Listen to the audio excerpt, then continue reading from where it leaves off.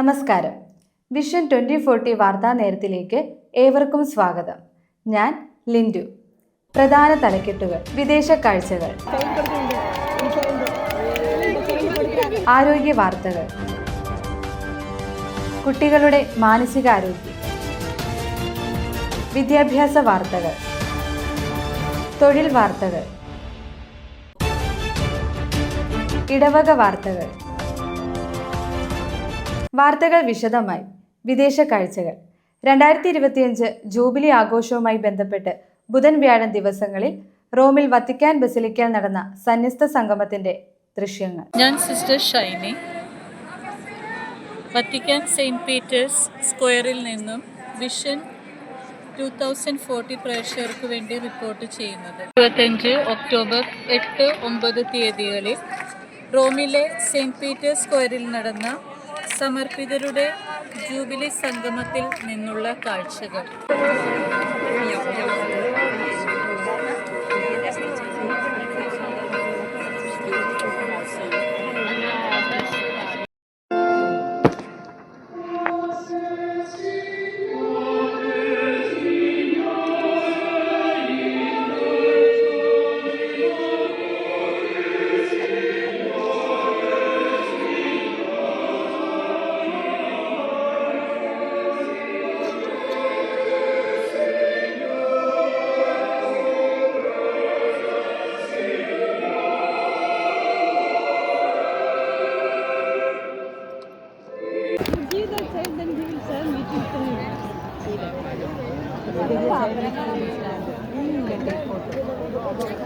ഇതേവരെ മൊബൈൽ എടാ Dincy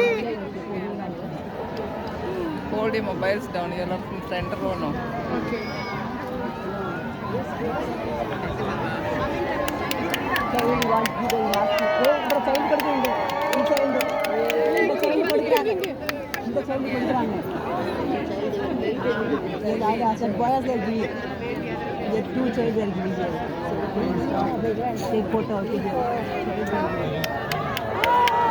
Silver Jubilee.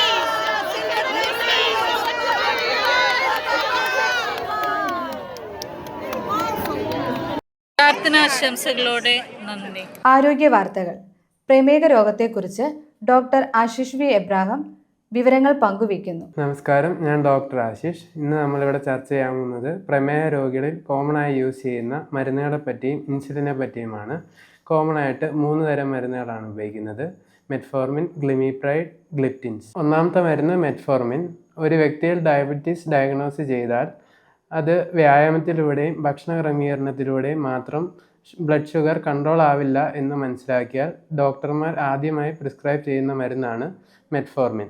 ഈ മരുന്ന് കഴിക്കുന്നതിലൂടെ നമ്മുടെ ബ്ലഡ് ഷുഗർ കൺട്രോൾ ആവുകയും എന്നാൽ അത് അധികമായി കുറഞ്ഞുപോയി ഹൈപ്പോഗ്ലൈസീമിയ ആവാതെ ഇരിക്കുകയും ചെയ്യുന്നതിനാൽ ഈ മരുന്ന് കൂടുതൽ ഫലപ്രദമാണ്. ഈ മരുന്നിന് സൈഡ് എഫക്ട്സ് കുറവായതിനാൽ ഇത് കൂടുതലായി ഉപയോഗിക്കപ്പെടുന്നു. മെറ്റ്ഫോർമിൻ പൊതുവെ 500 mgയിലും അതുപോലെ തന്നെ 1 gram എന്ന കോൺസെൻട്രേഷനിലാണ് കിട്ടുക. അടുത്തതായത് ഗ്ലിമിപ്രൈഡ് മെറ്റ്ഫോർമിനിൽ ബ്ലഡ് ഷുഗർ കൺട്രോൾ ആയില്ലെങ്കിൽ മെറ്റ്ഫോർമിൻ്റെ കൂടെ കോമ്പിനേഷനായിട്ട് ഗ്ലിമിപ്രൈഡ് എന്ന മരുന്നും കൂടെ നമ്മൾ കൊടുക്കുന്നു. ഈ മരുന്ന് പൊതുവെ 0.5 mg, 1 mg, 2 mg എന്ന കോൺസെൻട്രേഷനിലാണ് കിട്ടുക. ഈ മരുന്ന് കഴിക്കുന്നതിലൂടെ ചിലവരിൽ ബ്ലഡ് ഷുഗർ കണ്ടമാനം കുറഞ്ഞു പോവുകയും ഹൈപ്പോഗ്ലൈസീമിയ ഉണ്ടാവാനുമുള്ള സാധ്യതയുണ്ട്. മെറ്റ്ഫോർമിനും ഗ്ലിമിപ്രൈഡും വളരെ കോസ്റ്റ് എഫക്റ്റീവ് അഥവാ വളരെ വിലക്കുറഞ്ഞ മരുന്നുകളായതുകൊണ്ടാണ് ഡോക്ടർമാർ കൂടുതലായി പ്രിസ്ക്രൈബ് ചെയ്യുന്നത്. അടുത്തതായി ഉപയോഗിക്കുന്ന മരുന്നുകളാണ് ഗ്ലിപ്റ്റിൻസ്. ഇതിൽ തന്നെ സിതാഗ്ലിപ്റ്റിനും ഉണ്ട്, വിഡാഗ്ലിപ്റ്റിനും ഉണ്ട്. ഈ മരുന്നുകൾ പൊതുവെ സൈഡ് എഫക്റ്റ് കുറവുള്ള മരുന്നുകളാണ്. അതുപോലെ തന്നെ പുതുതായി കണ്ടുപിടിച്ച മരുന്നുകളുമാണ്. ഈ മരുന്നുകൾ കാർഡിയാക് ഹെൽത്ത് പ്രൊട്ടക്റ്റീവ് ആയതിനാൽ ഇത് വളരെ ഉപകാരപ്രദമാണ്. എന്നാൽ ഈ മരുന്നിൻ്റെ വില ഒരല്പം കൂടുതലാണ്. അടുത്തതായി ഇൻസുലിനെ പറ്റി നമുക്ക് നോക്കാം. ടാബ്ലറ്റ് കൊണ്ട് ബ്ലഡ് ഷുഗർ കൺട്രോൾ ആയില്ലെങ്കിൽ നമ്മൾ ഇൻസുലിൻ ഉപയോഗിക്കുന്നു. ഒരു വ്യക്തിയുടെ ബ്ലഡിൻ്റെ ഷുഗറിൻ്റെ അളവ് അറിയുന്നത് വഴി അതിൻ്റെ അളവനുസരിച്ച് നമുക്ക് ഇൻസുലിൻ ഡോസ് അഡ്ജസ്റ്റ് ചെയ്യാൻ പറ്റും. ഇതിലൂടെ നമുക്ക് വളരെ എഫക്റ്റീവായിട്ട് ഷുഗർ കൺട്രോൾ ചെയ്യാൻ പറ്റുന്നതായി. കഴിഞ്ഞ ആഴ്ചയിൽ ലൈലാമ കെ ഒരു സംശയം ചോദിച്ചായിരുന്നു. അതിതായിരുന്നു. ഷുഗർ ടൈപ്പ് 1, ടൈപ്പ് 2 എന്നിങ്ങനെ ഉണ്ടല്ലോ. ഇതിൽ മുറിവുണങ്ങാൻ താമസം നേരിടുന്നതിൽ ഏതിലാണ്? ഭക്ഷണക്രമവും ഡോക്ടർ ഒന്ന് പറയാമോ? ഡയബറ്റീസ് ഏത് ടൈപ്പ് ആയാലും അത് അങ്ങനെ ഏത് ടൈപ്പുള്ള ഡയബറ്റീസ് ഉള്ളവർക്കാണെങ്കിലും എന്തെങ്കിലും മുറിവ് വന്നു കഴിഞ്ഞാൽ അത് ഉണങ്ങാൻ സമയമെടുക്കും. കാരണം അവരുടെ ബ്ലഡിലെ ഷുഗറിൻ്റെ അളവ് കൂടുതലായതിനാലാണ്. ഇതുമൂലം എന്തെങ്കിലും മുറിവുകൾ ഉണ്ടായാൽ ഇവരിൽ ആ മുറിവിൻ്റെ അവിടെ പുറത്തു നിന്നുള്ള ഏതെങ്കിലും അണുബാധ വളരാനുള്ള സാധ്യത വളരെ കൂടുതലാണ്. കാരണം ബ്ലഡ് ഷുഗർ കൂടുതലായിരിക്കും ഇവരിൽ.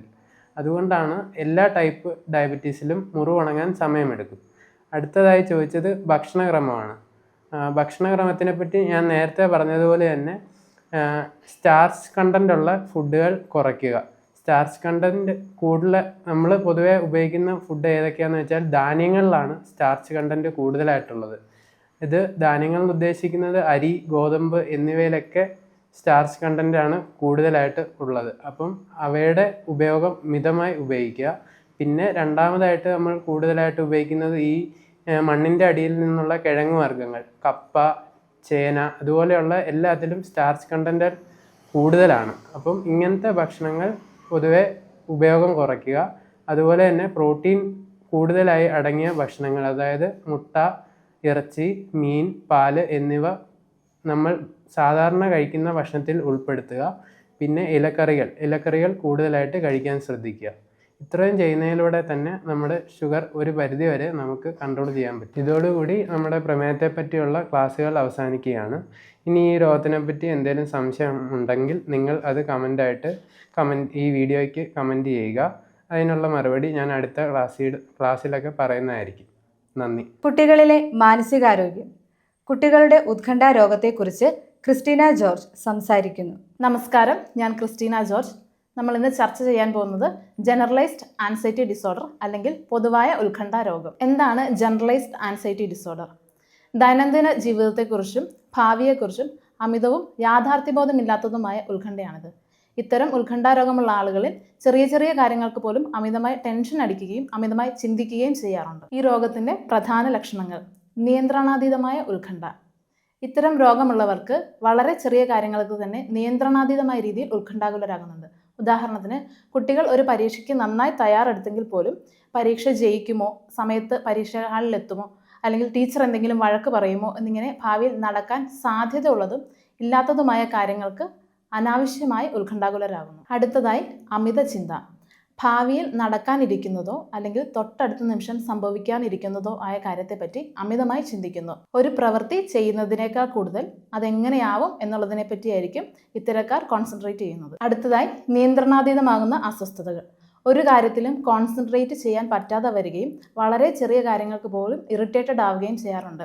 ഇത്തരക്കാർക്ക് അവരുടെ ചിന്തകളും പ്രവൃത്തികളും നിയന്ത്രണ വിധേയമാക്കുവാൻ സാധിക്കാറില്ല. ജനറലൈസ്ഡ് ആൻസൈറ്റി ഡിസോർഡർ ഉള്ള ആളുകൾക്ക് പൊതുവെ ഉറക്കക്കുറവും ചെറിയ രീതിയിൽ ശാരീരിക അസ്വസ്ഥതകളും ഉണ്ടാവാറുണ്ട്. ജനറലൈസ്ഡ് ആൻസൈറ്റി ഡിസോർഡർ ആളുകളുടെ കുടുംബജീവിതത്തെയും ജോലിയെയും ആരോഗ്യത്തെയും സാമ്പത്തികത്തെയും സാരമായി തന്നെ ബാധിക്കാറുണ്ട്. അടുത്ത ആഴ്ചയിൽ ഈ രോഗത്തിനുള്ള പരിഹാര മാർഗങ്ങൾ ചർച്ച ചെയ്യുന്നതാണ്. നന്ദി. തൊഴിൽ വാർത്തകൾ.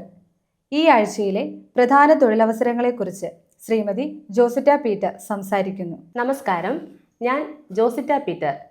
ഈ ആഴ്ചയിലെ പ്രധാന തൊഴിൽ വാർത്തകൾ: കമ്പനി ബോർഡ് അസിസ്റ്റന്റ് വിജ്ഞാപനം ഒക്ടോബർ 15.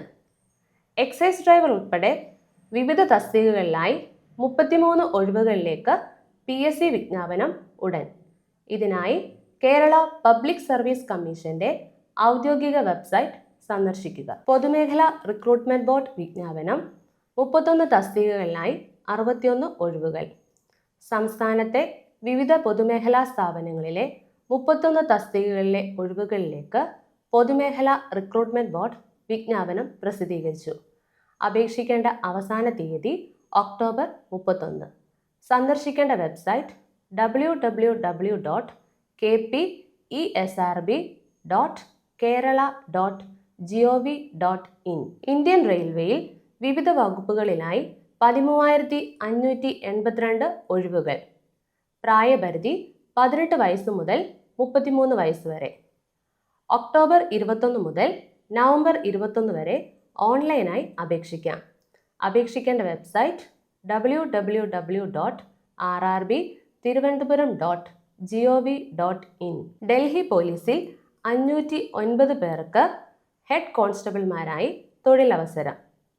ഡൽഹി പോലീസിൽ ഹെഡ് കോൺസ്റ്റബിൾ ഒഴിവുകളിലേക്ക് സ്റ്റാഫ് സെലക്ഷൻ കമ്മീഷൻ അപേക്ഷ ക്ഷണിച്ചു.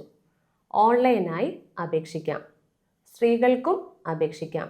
പ്രായപരിധി 18 വയസ്സ് മുതൽ 25 വയസ്സ് വരെ.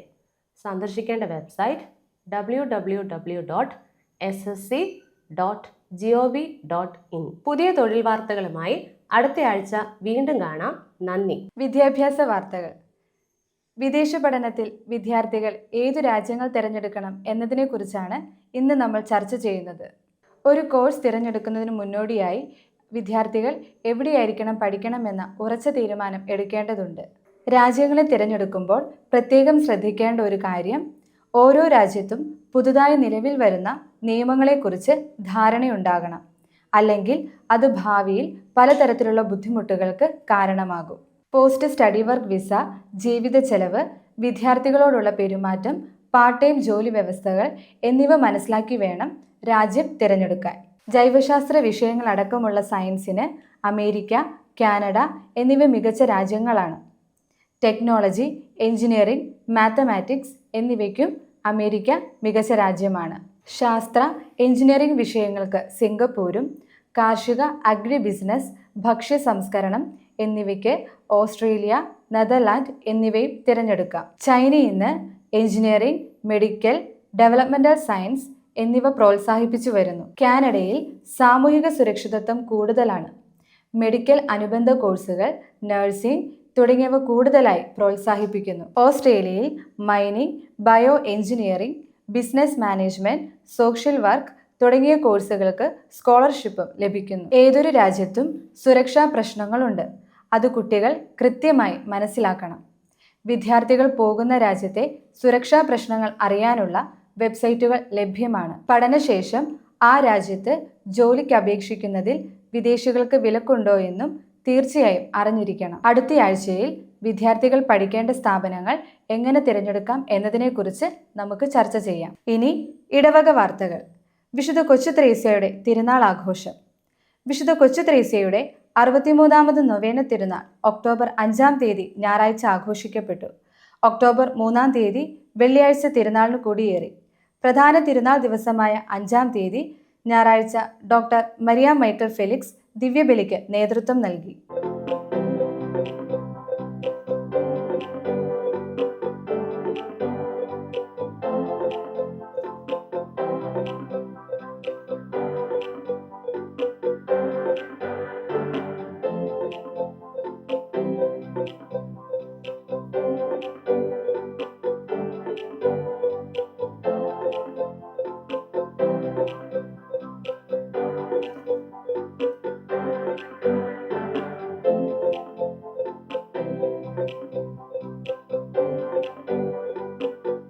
ഈ ആഴ്ചയിൽ നടന്ന കുടുംബ കൂട്ടായ്മ പ്രാർത്ഥനാ യോഗങ്ങൾ. മൗണ്ട് കാർമൽ തെള്ളകം കൂട്ടായ്മ പ്രാർത്ഥനാ യോഗം ശ്രീ ജോസഫ് ഏറാട്ടിന്റെ ഭവനത്തിൽ വെച്ച് നടത്തപ്പെട്ടു.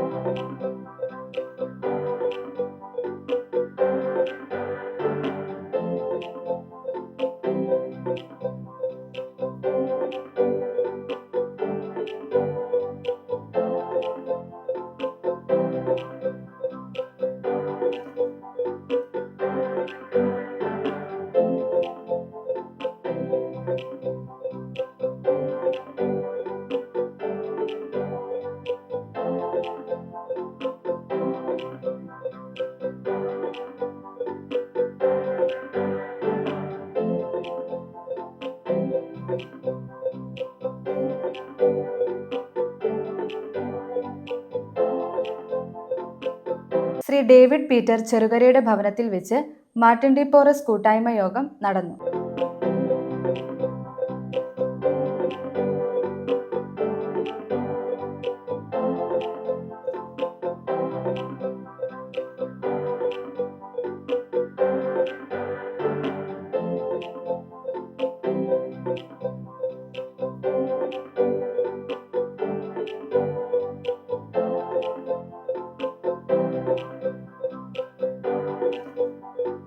ഹോളി സ്പിരിറ്റ് കൂട്ടായ്മ പ്രാർത്ഥന യോഗം ശ്രീ ജോയ് പീറ്റർ വെള്ളായത്തിങ്കലിന്റെ ഭവനത്തിൽ വെച്ച് നടത്തപ്പെട്ടു.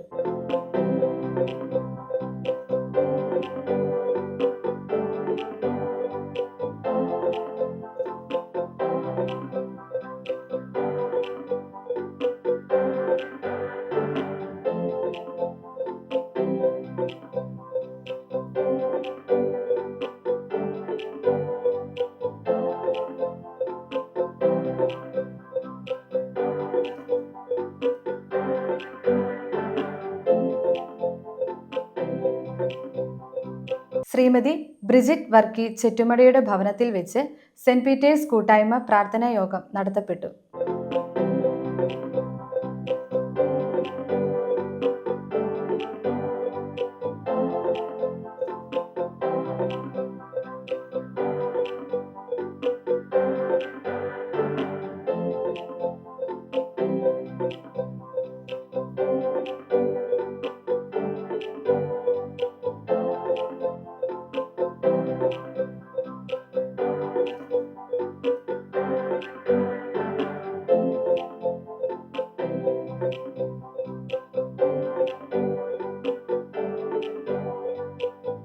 സെന്റ് ആൻസ് കൂട്ടായ്മ പ്രാർത്ഥന യോഗം ശ്രീമതി മരിയ സണ്ണി നെടുങ്കാലയുടെ ഭവനത്തിൽ വെച്ച് നടത്തപ്പെട്ടു.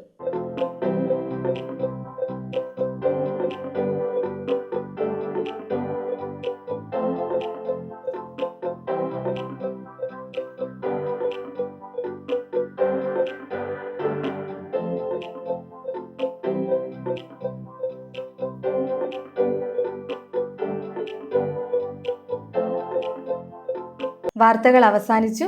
നന്ദി.